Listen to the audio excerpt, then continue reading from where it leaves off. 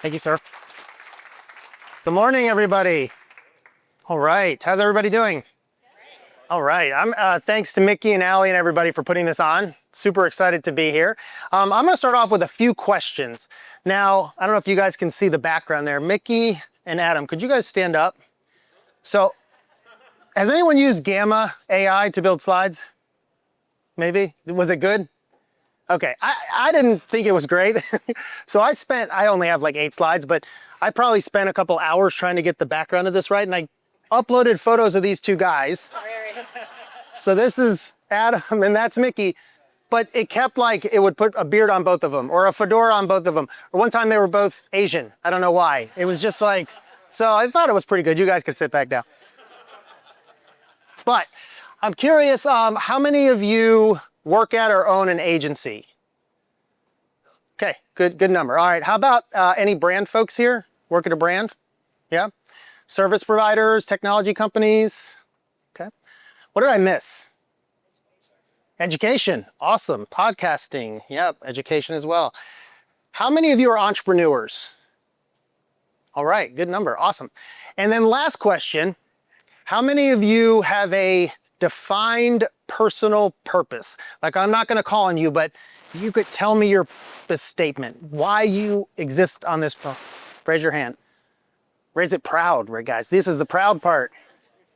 All right, good, thank you. All right, so that's gonna be part of my goal today, is that I can inspire some of you to go out and find your personal purpose. I'm gonna take you through my story of how that happened and sort of the result and why I'm even here today. But that's my goal because it just changed everything in my life.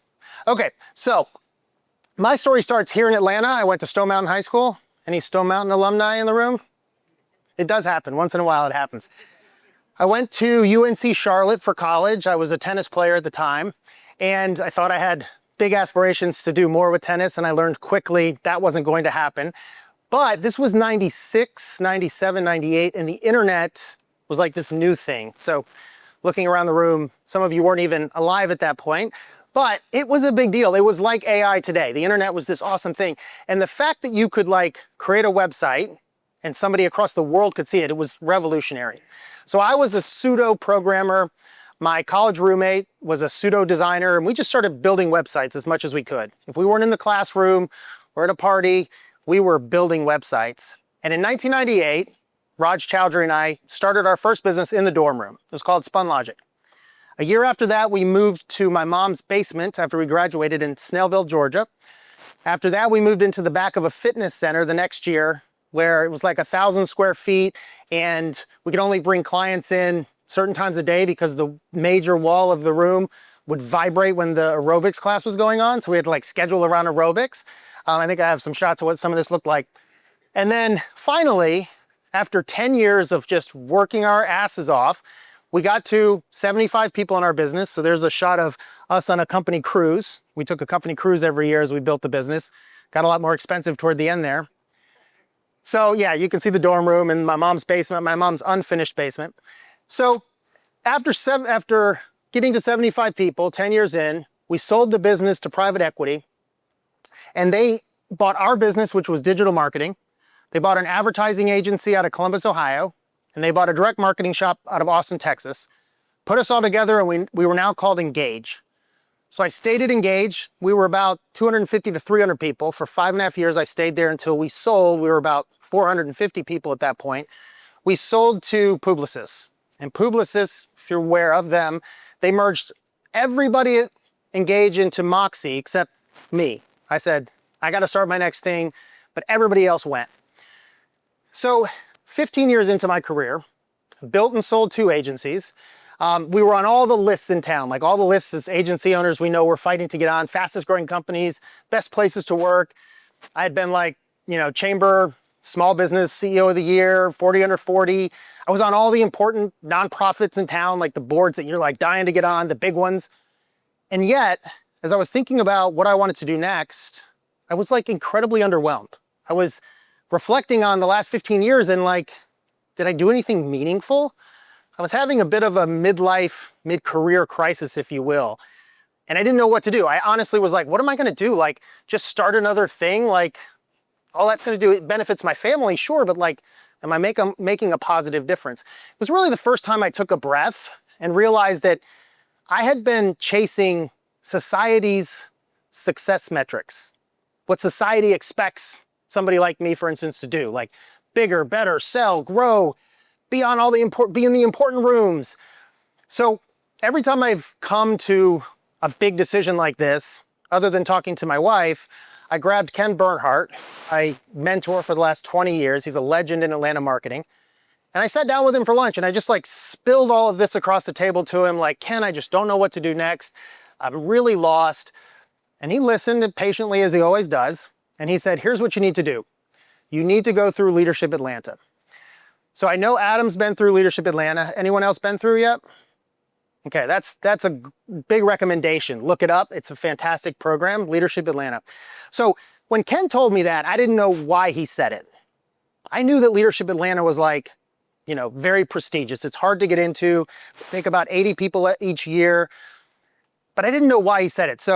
But of course I do anything Ken says. So I signed up, I got in. And then the Race Awareness Weekend is one of the first things that happen at Leadership Atlanta, okay? You sign up, you go to like the kickoff, but then the first 2-day thing you go to is called Race Awareness Weekend. Now, I'm embarrassed to admit I was probably 33. I had never, grew up in the South, went to school in the South. I had never had a meaningful conversation about race with anyone ever, certainly not a person of color. And I realize now that's because of my privilege. I didn't have to have conversations about race, but I went in very nervous to this 2-day workshop. The workshop is run by a leader named Al Vivian, who's the son of one of the great civil rights leaders, C.T. Vivian. And he runs this 2-day workshop, and there's a lot of education, a lot of learning. You sort of have your eyes open, but it was the conversations with my classmates of color that just rocked me. I mean, hearing stories of experiences that they went through daily that I didn't even know were still happening in this country. Hearing their real stories and how they struggled and I didn't have those struggles. And I didn't ever think about the fact that someone was struggling like that. So I came out of that weekend and it became apparent to me that, man, I had more privilege than just race. I mean, I have now, you know, if there's a checkbox of privilege in the world, I check every single box. White, straight, Christian, male, no disabilities. I mean, I have now I have wealth, like I have every check mark. So I was, you know, I don't know, there's probably like stages of grief as you go through some process like that where you're like, oh my God, the world's way different than I thought. Like all the hard times that I had building my business, you know, I leveraged credit card, and this is not advice for anyone starting an agency, but like I was 22 leveraging credit cards like you couldn't believe to just pay our bills.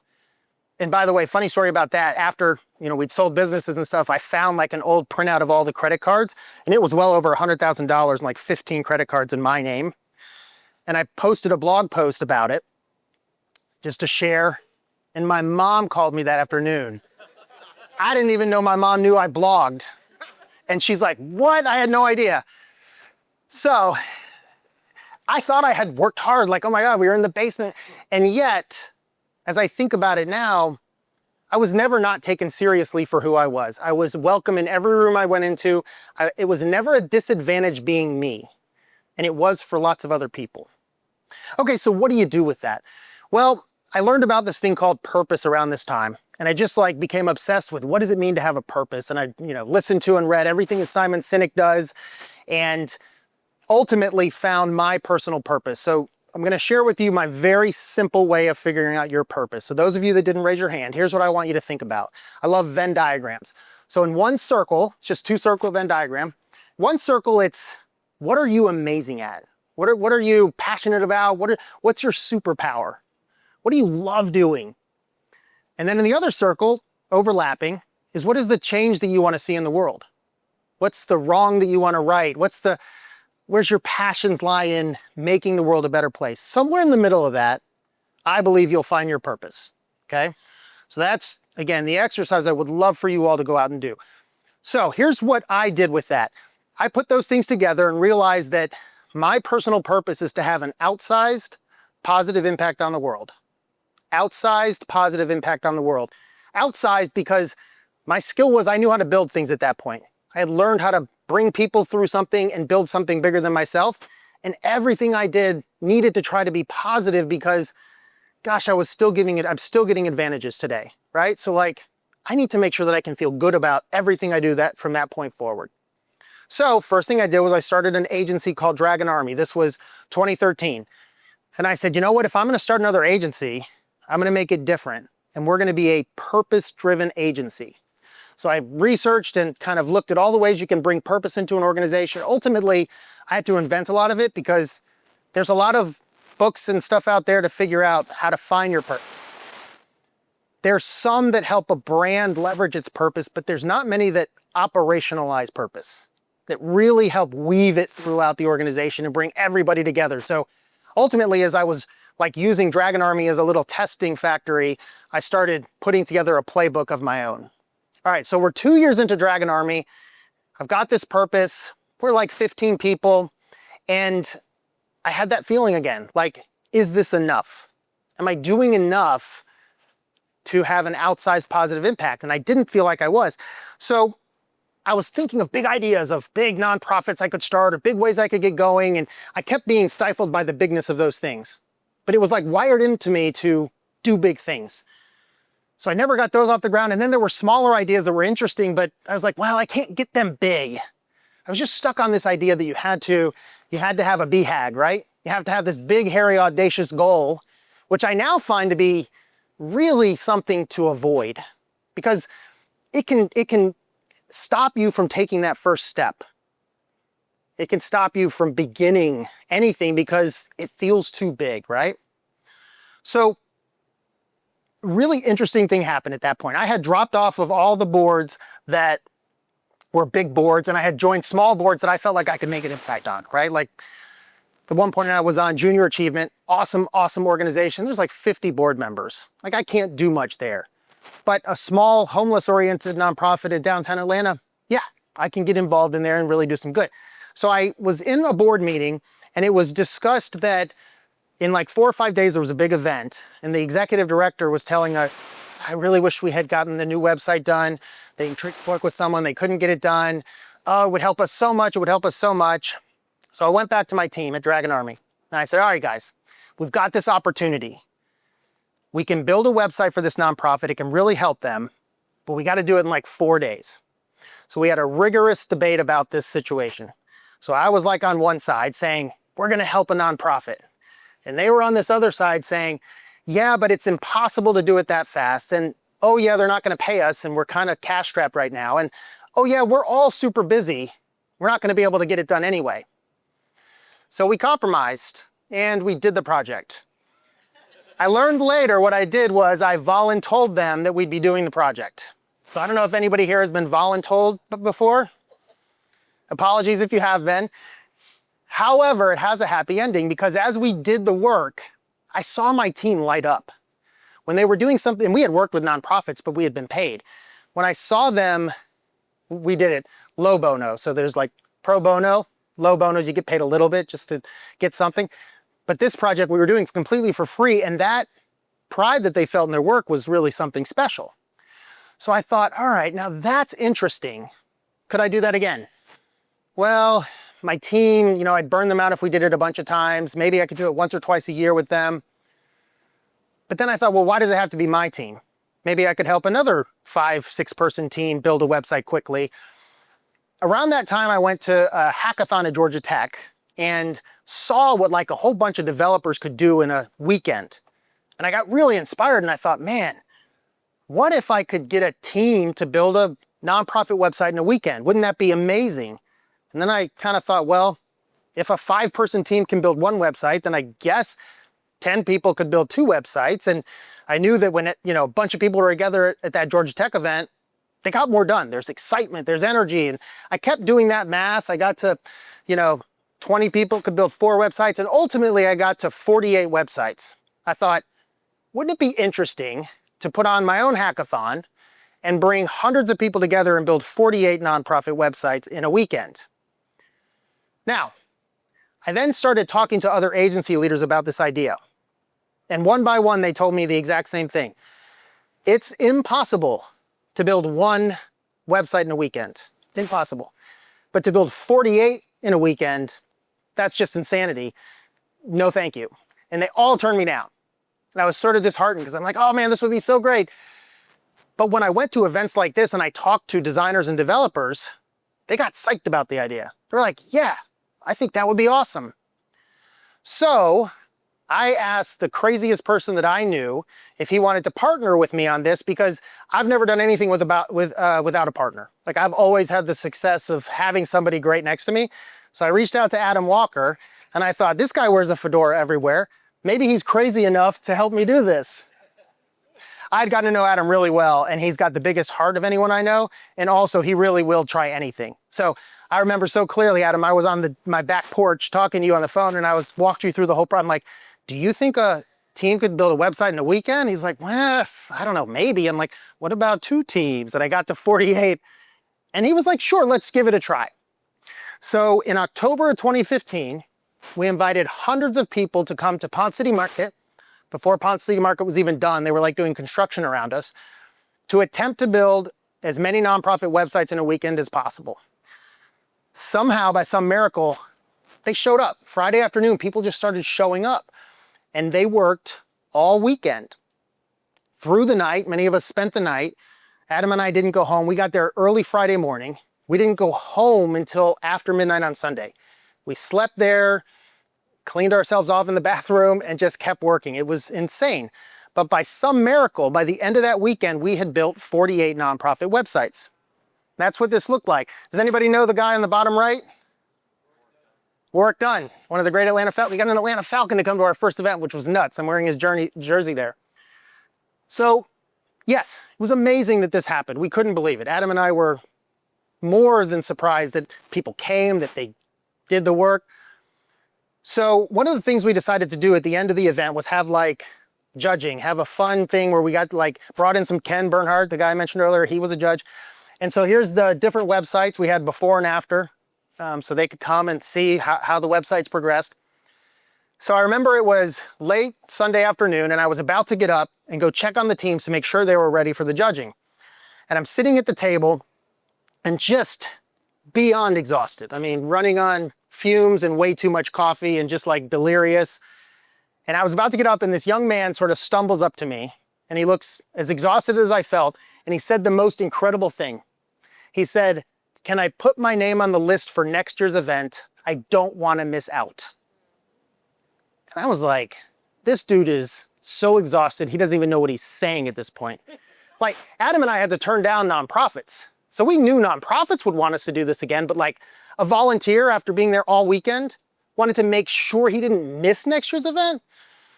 But I thought, all right, he's so exhausted. I said, sure. I grabbed a piece of paper. I wrote 2016 event at the top. And I said, put your name and email on this. If we have an event, I'll make sure you make the list. I got up and I went around to check on the teams. About 45 minutes later, I came back to the table. The piece of paper that I had given the young man was completely filled out, and someone had grabbed a second piece of paper and it was completely filled out. Over 50 people had registered for an event that we didn't even say was happening next year, all because they wanted another chance to do good. These are people that had spent the entire weekend away from family and friends, selflessly working like crazy to help nonprofits, and they wanted more. So Adam and I, being good entrepreneurs, we said, gosh, maybe we've got something here. Maybe instead of building something that allowed nonprofits to get a free website, which is awesome, maybe we actually created something where people can use their skills to do good, to feel seen in their work. And maybe people don't get enough of that chance. So we said, okay, we know we can pull off Atlanta next year. We have enough friends, but maybe this is beyond our friends. Let's try New York and Atlanta. We knew nobody in New York. So think about that. We had to get a venue. We had to get sponsors. We had to get hundreds of volunteers to show up and 48 New York-based nonprofits to participate. And we did. So the next year in 2016, we did 2 events, New York and Atlanta. The year after that, we did 4. The year after that, we did 6. We did London twice. And this was what some of that looked like. The excitement and camaraderie. How many of you have been to a 48 and 48 event? Yeah. Anyone at the first one? Yes. Oh my gosh, awesome. Was it fun? Was it insane? It was good, right? Yeah, that's awesome that we got so many. People love the brand so much and the experience. One of them even has branded 48 and 48 shoes. So the point here is that we allowed people to use their skills to do good, and they just kept and keep coming. Last year we had our 10-year anniversary. During that time, our volunteers have built 1,300 websites, consuming over 2,300 pounds of coffee, with 7,500 volunteers and an estimated global impact of $300 million. All because we gave people a chance to use their skills to do good in thousands of small but impactful ways.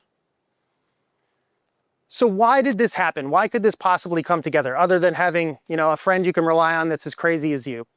The first thing is because I was driven by my purpose, right? I was driven by my purpose to do more than simply, do a job and unpassionately make money. There was something more that I needed. And the second thing was that I learned to dream small. That one small website I did with my team became the spark to drive something like this.